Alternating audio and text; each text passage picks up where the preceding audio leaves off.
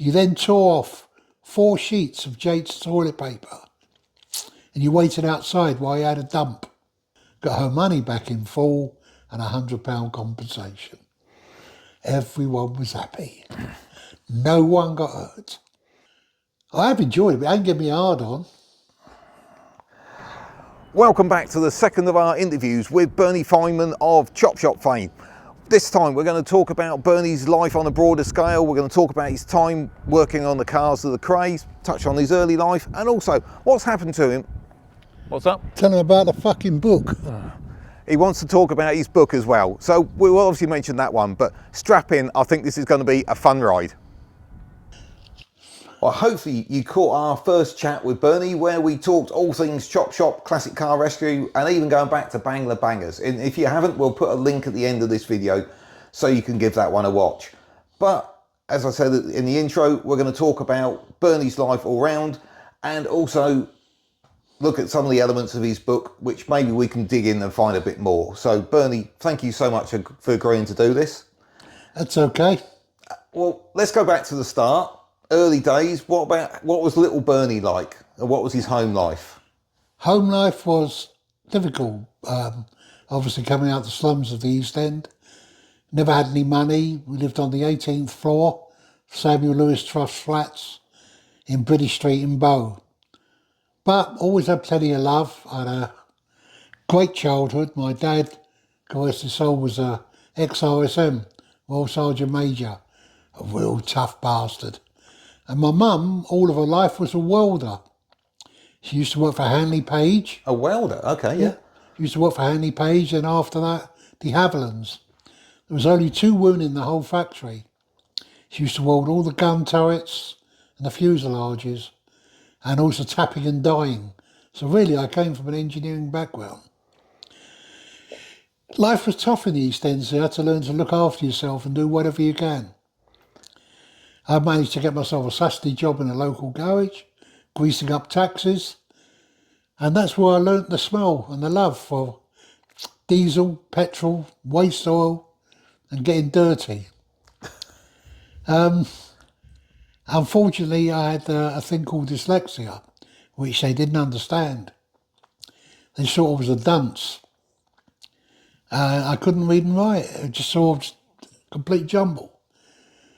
So after a lot of fighting and whatever, out of frustration, I got expelled from 2 schools. So my dad said, fine, you better go and get yourself a job. So I looked through the papers and I found an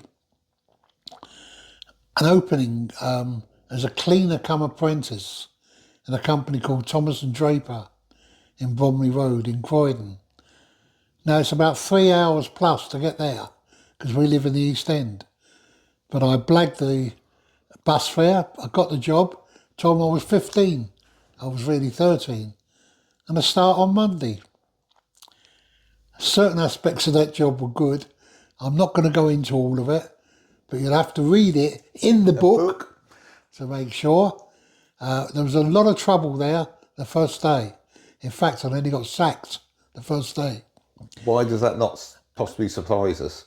I wasn't a bad boy. I was a naughty boy. I wasn't a bad boy. But Thomas and Draper wasn't your average Austin High Street dealer, was it? No. You went in at the top. Well, at the top, yeah. Scrubbing toilets. Apprentice come cleaner. I meant Make with the the brand. tea and clean the bogs out. Yeah, but I meant with a brand, Bernie. That's what I meant. Thomas and Draper weren't your average. The brands were Rolls-Royce, Bentley, Aston Martin and Jaguar. And occasionally we used to get a Jowett in. They were serious engineers, and eventually the mechanic I was put under, Ted, was an unbelievable mechanic. Absolutely. I was like his shadow. In fact, I'll tell you very, very quickly. 7:30 start. I had to be there at 7 o'clock. At 7 o'clock, I made sure his plates were all clean. I cooked him sausage, egg, bacon, fried bread, cleaned all his mug out and made his tea, laid the table, cleaned his pipe out, repacked him with tobacco, and stood by the side of his chair when he came in. He'd sit down, morning, eat his breakfast, drink his tea, smoke his pipe. You then tore off 4 sheets of Jade's toilet paper and you waited outside while he had a dump. You then handed him the sheets individually, and that was your job every morning. I was there near enough on 11 years, but I learnt. And I couldn't read and write, but I learned to read because of Ted's sister taught special needs children. And it took me 5 years. A lot of hardship, a lot of work. And you think back of those times and you wonder how you managed. And quite honestly, life was tough in every respect. But you had to manage, and I wanted to make something of myself. My dad always said to me, learn to use your hands. You'll never starve. As I said, I came from a mechanical background. My dad was RSM, Royal Electrical and Mechanical Engineers, REME. And my mum was a welder. So, and even my dad's brother was Montgomery's mechanic. So I came from that sort of background. Things then went on, and you meet your mates and whatever, and one of my good mates, Jimmy Nunn, who worked with the Krays, said to me one day, come to the Beggar, I've got some people want you to meet. That's the Blind Beggar pub you're talking about, yeah. The Blind Beggar, correct. I went to the pub, I've never been a drinker, and he introduced me to 2 guys, Ronnie and Reggie Kray. I'd heard about them, I didn't know much about them. So when was, just to put some colour on the page of this one, what sort of year and what age were you at this time? I was 18 and a half, so we're looking at about 1962, 63. I wasn't qualified, but I was a good mechanic. And all Jimmy said to Ronnie and Reggie was, this is my mate Bernie, he's trustworthy, he's an East Ender, he can keep his mouth shut, great with his hands, does good job on cars, give him a try. And all they said is, fine, give him a try. And from that day I started to do their cars. For some of the well-known as well, like Barbara Windsor, Alan Lake, Diana Dawes, Ronnie Knight, just to name a few. They were good people, and I got paid well. And this was not doing, you've talked about your main employer there, but this wasn't working for them. You were doing this in the shadows, so to speak. This was all my private work, because you only worked at Thomas and Draper every other Saturday. So, of course, then Saturdays and Sundays, I would get my private work in from some of the guys who recommended other guys, as they say, within the firm. And I was very, very grateful of it, and I started to earn good money. And for those that aren't aware, what was the firm? The firm was the Krays. And their operation? They had various operations. They had fingers in a lot of pies. They run billiard halls, a little bit of extortion, if you could call it that. They were businessmen, but they were good businessmen to me. And whenever I used to take a car back, it was always the same. Got paid immediately and given an extra £1 note. Buy your mum some flowers and buy your dad some tobacco. And to put that pound in perspective, what were you earning a week in your day job at that time? I was earning then £2, 10 shillings and sixpence. So that was... half a week's wages as a tip. So that to you was big money. It was the type of money which meant the difference between them. Remember those days when I was very, very young, we were still on rationing. So the difference between eating scrag end of meat and having 2 ounces of sugar and 2 ounces of butter to be able to have a whole chicken and fresh vegetables and fresh fruit and not having my parents having to work 7 days a week. I've got some interesting couple of questions here from the V8 Nutter. He said, what cars did the Krays have And what sort of work did you do on them? The sort of work I did on them was anything that was necessary. We had to go through everything once, sometimes twice, to ensure they wouldn't break down, that they were road legal, and obviously didn't have anything outwardly defective that the police could pull you up. The type of cars I did for them were everything from standard Vanguards, Phase 1, MGs, very early MGs, Ford Galaxies, a couple of American cars, and they used to love the Bedford Automobile vans with the sliding doors. Some very early Fords. In fact, one of them was one of my favourites, one of the old Ford V8 Pilots. Great cars. So anything and everything. Bring it in, I'll do it, I'll repair it, and I'll double check it. And I suppose one question these people at home might have curiosity about is obviously the Krays were not people to be messed with, and it would be a case of why are they dealing with Bernie, who's sort of relatively young chap on his own, rather than maybe going to like a big dealership and saying, right, okay, you look after our cars if you want your premises to remain intact. So can you see how people might wonder what's better for the Krays to go your route? With Ronnie and Reggie and the firm, and I always call them the firm, they used to like having control over things. It's much easier than phoning me and saying what they want on a car than going to a dealership and explain everything. And obviously a lot of the guys they probably wouldn't trust.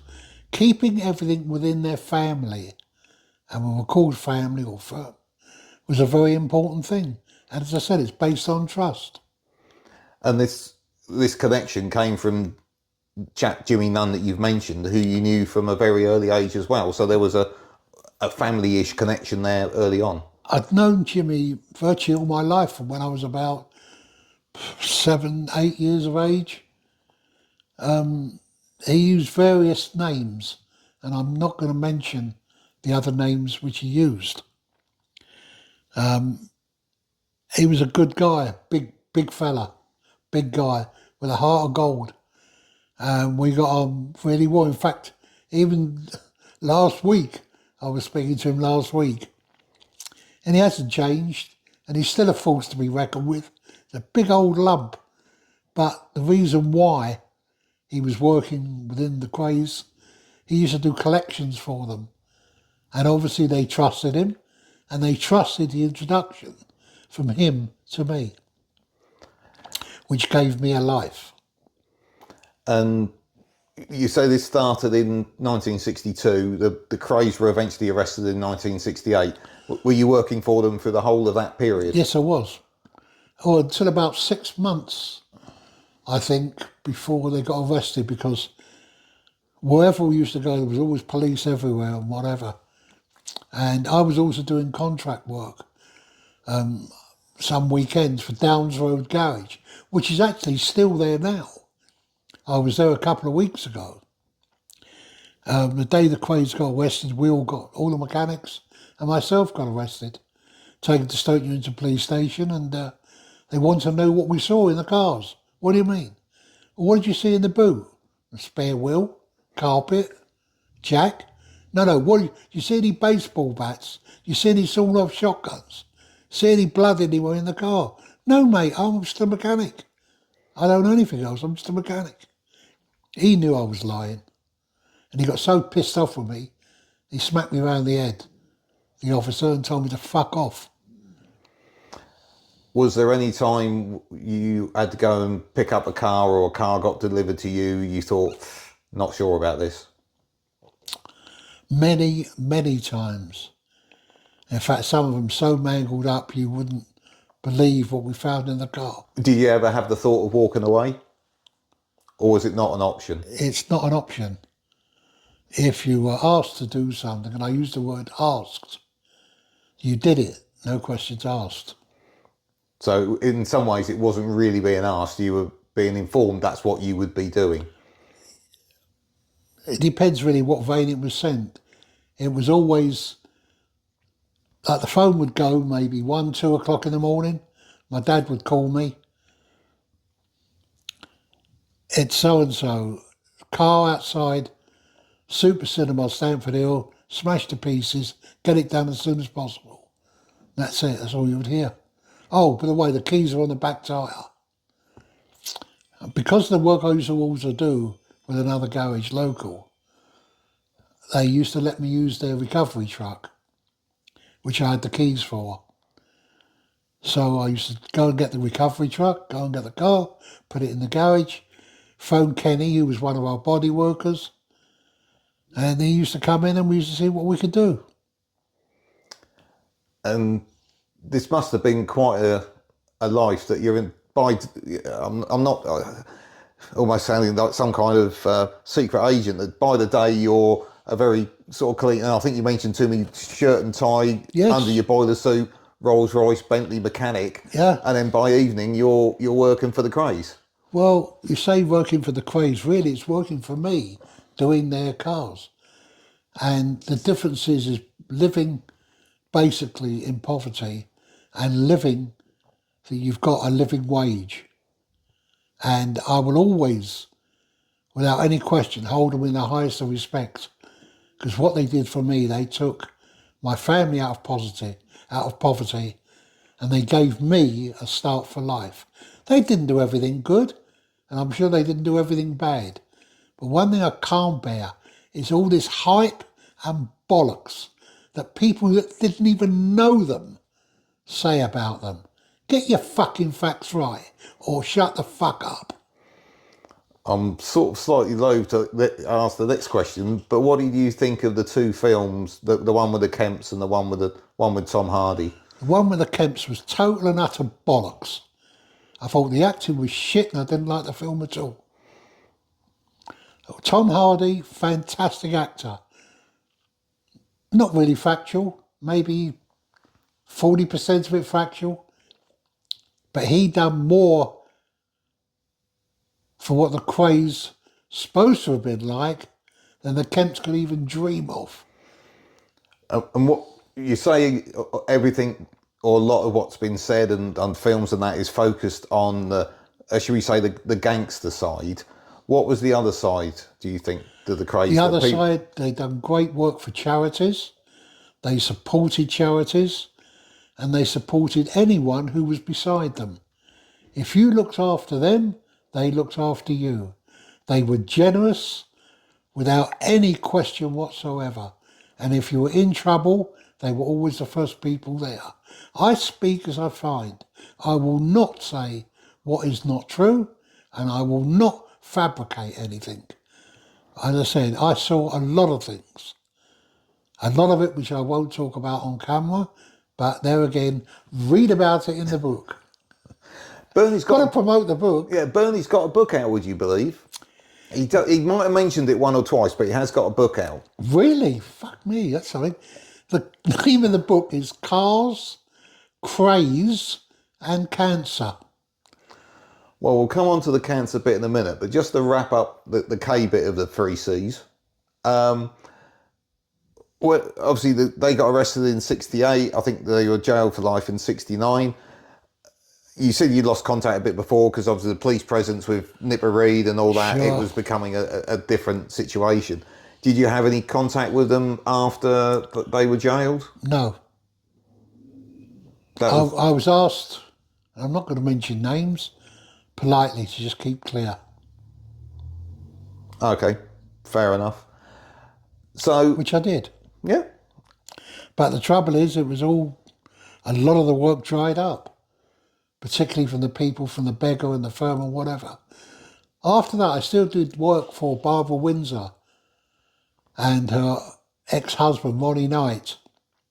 Very, very quick story. Barbara, in her wisdom, went out one week to buy a car for Ronnie because he was being released from prison. So she went out and bought an old Series 1 Shadow, Rolls Royce, as a present for him. The car used to go up the road, like sideways. Oh, it crabbed. So she knew there was something wrong with it, so she brought it into me. I'd known Bar for a while. We checked the car out and it was as bent as a butcher's hook.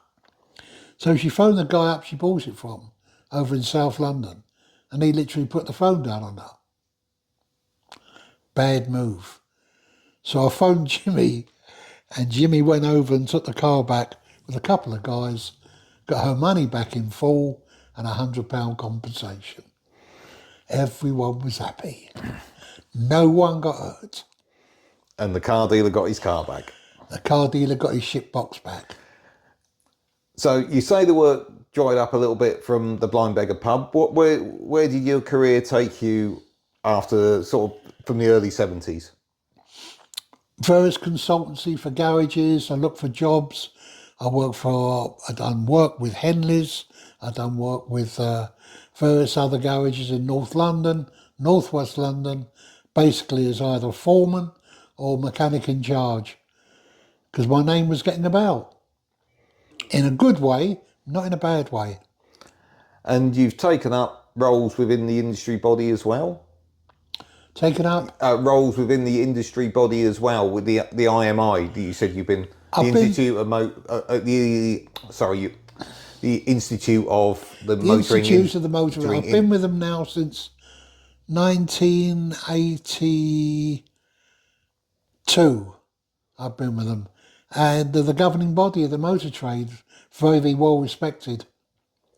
Very, very well respected organisation. And if you're a member there, then it pulls a lot of weight if you ever go and get a job.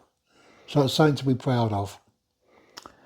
And you sort of went obviously going through your career like that. Did it take you anywhere else in the world as time went on? Yeah, went to work for various other firms. I also do consultancy work for a company in Northampton, which took me to Cuba, to Germany, to Belgium, to France, on a so-called surface modifier that's supposed to reduce friction inside an engine. But you read more about that in the book. And as we move on in your years, you then had I am not that old. Well, I know. But when you moved on a few years, you had that dreaded conversation that we all fear, that someone tells you you've got cancer and the news isn't good. Never normally happens to you. It normally happens to someone else. And out of nowhere, I got a cough, went and had a checkup because the old girl was kicking me and making me go to the doctors. And I was still a smoker in those days. Within 1 week, I was told I've got cancer. Cancer of the lung, and my lungs collapsed. I had lots and lots of tests. Chemotherapy, lung needle biopsies, bronchoscopies, colonoscopies. Then I got sepsis. Then I had basically pneumonia. I was very, very ill. And went back for a check after the chemo because it didn't work. And they said, we can't offer you any more chemo because it could kill you. We can't operate because all the organs are too close to your lung and you've got a tumour growing in your throat. So all we can offer you is 3 months palliative care. Fucking great. Go to a meeting and give them a death sentence. So I decided to make a phone call to one of my old clients who was a doctor. Got a transfer to another hospital. Met the oncologist, had more tests done and whatever, and she wants me to meet a surgeon who walked in the room and went, I don't believe this. I was watching you 10 minutes ago on television. Well, thank fuck, I know someone now. So he proceeded to go over all the tests which they've done and whatever, and they said, look, we look at things in a different light. We've got more technology here. I'd like to remove your lung. If there was an old engine in a car, you'd fuck it off. So yeah, that was all planned. I had my lung removed in January 2017 and went back a year later for my tests, all clear. Good news. Fantastic. Only one other problem. They now find I've got fucking prostate cancer. Fuck me. Someone up there don't like me, like that mechanic in the sky. this, that and the other, bish bosh, more fucking tests. They've cured it. Great. So I've cured lung cancer. I've cured prostate cancer. Only one other problem. I go back, now I'm diabetic type 1. Well, it all comes in threes. So if that's the wash you can throw at me, fuck you. And I've cleared it, and I'm still here now, and that was 7 years ago. But you read more about it in the book. There was a lighter side to it and a more in-depth side to it. But on the hospital side, and this is the bit that not a lot of people know about Bernie, and in the conversations we've had, I've learnt, is that you put a lot back into these people that have done something for you. How can you ever repay someone, forget money, who saved your life? Thank you's never going to be enough. Never. So what the NHS done for me, I'll never forget. Because without them, I would be brown bread. So even before the illness and whatever, going back to my father, God rest his soul, who died many years ago, I decided to pay back part then and retrain as a Samaritan who helped me greatly when my father was dying. So I retrained and I was a Samaritan for 19 years. The only reason why I gave it up is because all the fame that I got on Chop Shop and Classic Car Rescue, they were worried because I became a public figure that I would be recognised. So reluctantly I had to give it up. So for the charity work which I wanted to do, I chose a local hospital, NHS, and I retrained there again. This is only a few years ago, and I now do a couple of days a week in the end of life ward, and that's my way of paying back. And which hospital is that? Luton and Dunstable. So I'm going to spring something a little bit on Bernie here that we've decided to do to help support the work that Bernie does with Luton and Dunstable, is that what we're going to do, whatever we earn for the first 30 days from this video, which to be honest is 95% of it, we're going to make a donation to the Luton and Dunstable Hospital with that. If that is all right with you, Bernie. That is So it's really important for amazing. you guys. Thank you. But it's important for these guys at home to press that like, subscribe and share. This is more important. It costs you nothing, but the more we can promote and put this video out, that will make all the difference. So let's try and make this one of our biggest videos ever. So that's incredible. That's down to you guys at home. Amazing. Get your hand in your pocket, you tight bastards. No, they don't even have to do that. If you don't, I'll fucking come and see you. Bless you. Moving on quickly from that nice charitable, you've never done things like Children in Need, have you, or Comic Relief? I don't. Maybe your Comic Relief would be ideal for me. No, I've never been asked to do. Do you know, as I said before, there's only been a few people who really wanted to do an interview with me about Chop Shop and whatever. They all want to have a quick yak and whatever about it, but no one's ever really approached me to do a Q&A, which you're doing. I wonder why. Not everyone can be frightened of me, surely. So are you? Moving on quickly on that one, Bernie, thank you. What takes your time up nowadays then? The wife, obviously. Of course. The mother-in-law, bless her. Unfortunately, I lost my father-in-law 3-4 weeks ago, Des. They were married for over 60 years. We moved my in-laws in with us some 8 years ago, and my mother-in-law, as I said, is still with us. My daughter, obviously, Nadine, who's a spitting image of the wife, and someone, believe me, you wouldn't want to upset. I'm talking about the wife or the daughter. My granddaughter, Chloe, who I call, and she hates it because she's nearly 11, I still call her bum chops because I want to pick her up and eat her. And my daughter's partner, Lewis, lovely, lovely guy. Couldn't wish for anyone better. But he's got one problem. He eats like a bloody horse. Before I've even cooked the bleeding food, he's eating it. Yeah, but good appetite, that's not a bad sign, is it? No, at least it's edible. So that's what takes up my time, doing consultancy work for the garages still, and family life. And considering I'm going to be 80 in September, I've got a bloody good life. No, you've done well. You've done well. Bernie, thank you so much for talking to us. It's been absolutely brilliant, and I hope you've enjoyed it as well. I have enjoyed it, but it ain't given me hard on. For you guys at home, I really hope you've enjoyed it. I think I have.